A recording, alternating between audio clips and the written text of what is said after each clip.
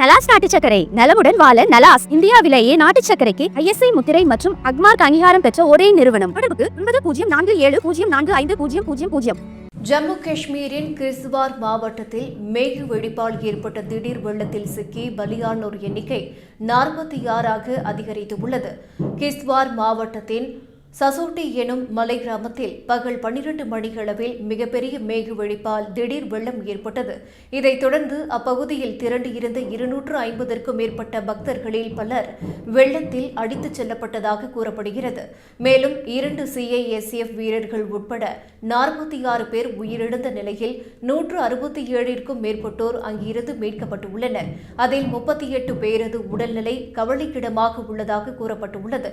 இந்நிலையில் பாதிக்கப்பட்ட பகுதிகளில் ராணுவம், தேசிய மற்றும் மாநில பேரிடர் மீட்புப் படைகள், கெஞ்சலுவை இயக்கம் உள்ளிட்ட ஏராளமான மீட்புக் குழுக்கள் தொடர்ந்து மீட்புப் பணிகளில் ஈடுபட்டு வருகின்றன.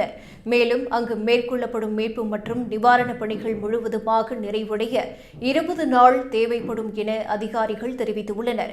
கிஸ்வாரில் நடந்த மேகுவெடிப்பு குறித்து பேசியுள்ள ஜம்மு காஷ்மீரின் முன்னாள் முதல்வர் பருக் அப்துல்லா, கிஸ்வாரில் நடந்த சம்பவம் மிகவும் துரதிருஷ்டவசமானது.